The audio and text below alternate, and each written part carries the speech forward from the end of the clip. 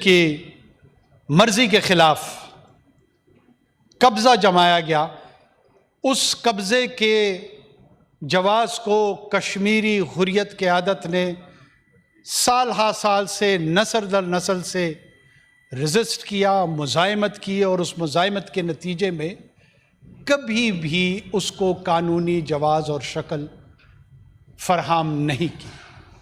جو کشمیری شناخت جس نے یہ فیصلہ کرنا تھا کہ یہ کشمیری شناخت دریائے سندھ کی طرح شامل ہوگی پاکستانی شناخت میں یا ہندوستانی شناخت میں، یہ فیصلہ اب تک کشمیریوں کو یہ حق میسر نہیں آیا جو انڈین انڈیپینڈنس ایکٹ کے تحت ان کو حاصل تھا۔ یونائٹڈ نیشن کی سیکیورٹی کونسل میں یہ معاملہ گیا اور اس میں یہ ایک انٹرنیشنلی ڈسپیوٹڈ ایریا ہے۔ جناب چیئرمین، ہندوتوا کی سیاست کو ہندوستان کے اندر کبھی اتنی خاص پذیرائی نہیں ملی جو پچھلے 2-3 دہائیوں سے ہم جس کا مظاہرہ دیکھ رہے ہیں۔ وہ ہندوستان جو سیکولر کہلاتا تھا اس کی شکل تبدیل ہو چکی ہے، جو جمہوری کہلاتا تھا، لبرل ڈیموکریسی پہ دعوے دار تھا، وہ لبرل ڈیموکریسی، وہ پلورلسٹک سوسائٹی کنورٹ ہو چکی ہے ٹورڈز میجورٹیرینزم، اور ہندوتوا پالیٹکس نے وہاں پر جتنی بھی اقلیتیں ہیں، چاہے وہ مسلمان اقلیت ہے، چاہے وہ عیسائی اقلیت ہے، چاہے وہ سکھ اقلیت ہے، چاہے وہ ناگاز ہیں، ان کو مارجنلائز کرنا، ایسے قوانین تشکیل دینا جو ان کے ڈس ایڈوانٹیج میں ہوں اور ان کے ایڈوانٹیج میں ہوں، گھر واپسی قانون سے لے کر سٹیزن شپ ایکٹ اور رجسٹریشن کے قانون تک، تمام کے تمام ایسا رویہ ریاست نے اس کے اختیار کیا جہاں پہ peripheral right to exist minorities کو ہے۔ وہ کہتے ہیں یہ مائنورٹیز رہ سکتے ہیں ہندوستان میں اگر وہ لارجرل کلچرل طور پر اپنے آپ کو ہندو کہلوائیں، ورنہ ان کے پاس جو بیسک رائٹس ہیں، کانسٹیٹیوشنل رائٹس ہیں، وہ بھی ڈینائی کر دینی چاہیے۔ اس ماحول میں اسلام خصوصی طور پہ ایک نعرہ وہ دیتے ہیں کہ پہلے کسائی پھر عیسائی، یعنی پیجورٹری ورڈ استعمال کرتے ہیں مسلمانوں کے لیے کہ یہ ذبیحہ کرتے ہیں کہ پہلے ان کو نشانہ بناؤ اور پھر اس کے ساتھ عیسائیوں کو نشانہ بناؤ۔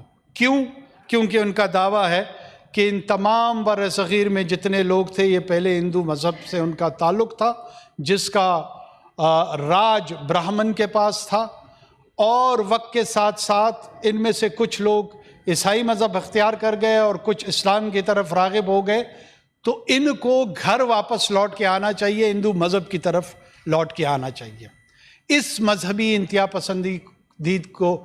پسندی کو مد نظر رکھتے ہوئے انہوں نے معاشرتی رویے بنائے، موب لنچنگ جس میں گاؤں ماتا کی بے حرمتی کے الزام پہ انسانوں کو گاؤں موتر یا گاؤں کی ذبیحہ کے الزام میں انسانوں کا قتل عام کرنا ایک ایکسیپٹیبل مشغلہ ہو گیا ہے، ایک ایسا رویہ ہو گیا ہے جس کو وہاں کا معاشرہ اور ریاست دونوں نہ صرف درگزر کرتے ہیں بلکہ اس کو قبولیت کا درجہ دے دیا۔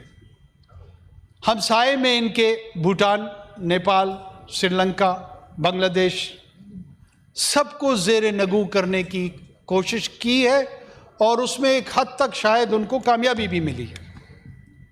تو رہ گیا کون؟ رہ گیا پاکستان۔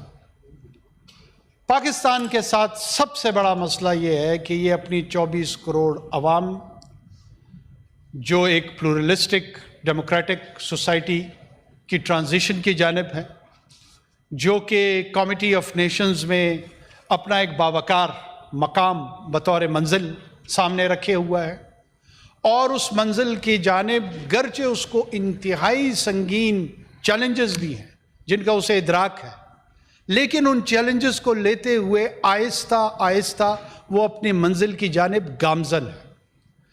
ایسے میں اس ہندوستان کی ہیجمونک ڈیزائن کے سامنے اگر کوئی کھڑا ہے in terms of capacity and in terms of intent, جس کا ارادہ بھی ہے اور جس کے پاس یہ صلاحیت بھی ہے، وہ پاکستان کی ریاست ہے۔ پاکستان کی ریاست کی صلاحیت پہ بات کرتے ہوئے، اس کی جو ڈیفنس کیپیبلٹیز ہیں، اس کی جو آرمڈ فورسز ہیں، یہ ہمیں اس کرنٹ کرائسس میں یاد رکھنا چاہیے کہ بیٹل ہارڈنڈ آرمڈ فورسز ہیں اس وقت آپ کی۔ یہاں سے current army chief general Syed Asim Munir صاحب سے لے کر جو لیفٹیننٹ اس وقت سرو کر رہا ہے، شاید ہی کوئی ایسا افسر ہو جس نے توپ کی گنگرج سنی نہیں، جس نے جاز کے میزائل کی آواز سنی نہیں، جس نے اپنے سینے پہ کوئی زخم سجایا نہیں، جس نے بلٹس کا سامنا نہیں کیا، دونوں صورتوں میں، چلانے کی بھی صورت میں اور سامنا کرنے کی بھی صورت میں۔ تو دس از اے بیٹل ہارڈنڈ آرمی۔ یہ P5 پہ کھیلتے ہوئے گیمنگ کی ایکسرسائز میں پلے بڑے نہیں ہیں۔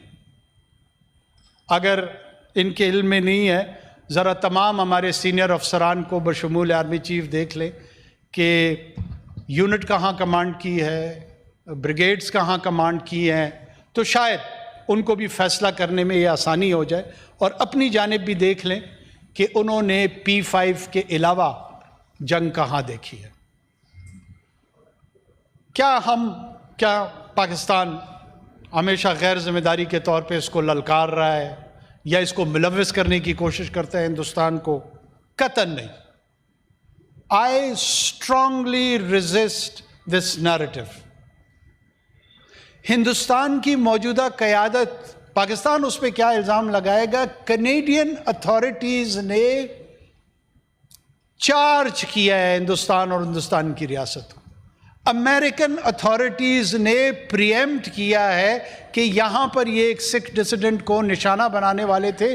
کوئی انڈین ڈیاسپورا کی بات نہیں کی گئی، RSS کی کسی یونٹ کی بات نہیں کی گئی، ہندوستان کی ریاست کی بات کی گئی۔ جگہ جگہ پر ہندوستان کے ریاست کے ذمہ داران، چاہے ان کے ڈیفنس منسٹرز ہوں، باقی لیڈران ہوں، پارلیمان کے لوگ ہوں، وہ ایک محلے کے غنڈے کی طرح، ایک لٹیرے کی طرح کھلم کھلا ایڈمیشن اور دھمکیاں دے رہے ہوتے ہیں کہ پاکستان میں جا کے ہمیں فلاں کو مار دینا چاہیے، ہمیں پاکستان میں فلاں کو اس کو نشانہ بنانا چاہیے۔ یہ وہ قوم اور یہ وہ ملک ہے، پوری دنیا سن لے۔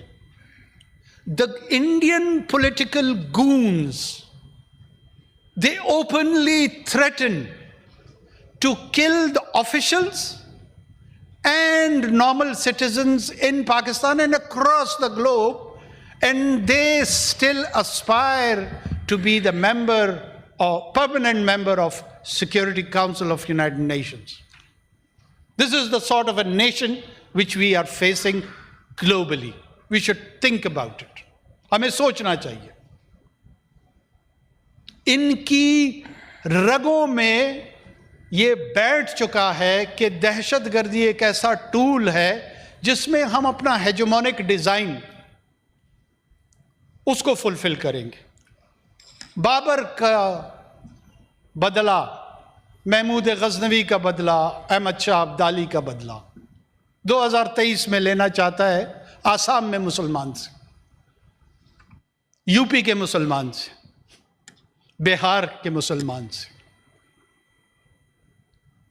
کانسٹنٹینوپل کی رومن امپائر کا بدلہ لینا چاہتا ہے، یورپین کولونائزیشن کا بدلہ لینا چاہتا ہے گوا کے عیسائی سے، گرو نانک کی علیحدہ روحانی شناخت کا 300 سال بعد بدلہ لینا چاہتا ہے جالندھر سے، ہریانہ سے۔ یہ پاگل پن کا شکار ہو چکے ہیں، یہ بیہودہ پن کا شکار ہو چکے ہیں۔ ڈیفنس کیپیبلٹیز ہماری air, naval, land, the Pakistanis should be rest assured they are in the secure hands of very professional people. Pakistan کی آرم فورسز انتہائی پروفیشنل ہے، اور میں اپنے 7-8 ماہ کے کام کے تجربے کے طور پر ویسے ہی جس نے سننا ہے وہ سن لے, نہیں سننا چاہتا تو میں اس کی مدد تو نہیں کر سکتا. کہ current army chief decision making میں ریکلیس نہیں ہے, سوئفٹ ہے, پریپیئرڈ ہے, رسپانسو ہے, اور اس کے اسٹریٹجک آؤٹ کم اور گولز کی clarity with his institutional backing وہ انٹیکٹ ہے. اور اس کی ٹرانسلیشن ہمارے ساتھ 8 ماہ کے دور میں ایک چھوٹی سی ڈیمونسٹریشن ایران کی جانب سے ہوئی, وہاں ہوئی تھی, اور بھی ہمسایہ میں کئی جگہوں پہ تھی, وہاں ہوئی تھی.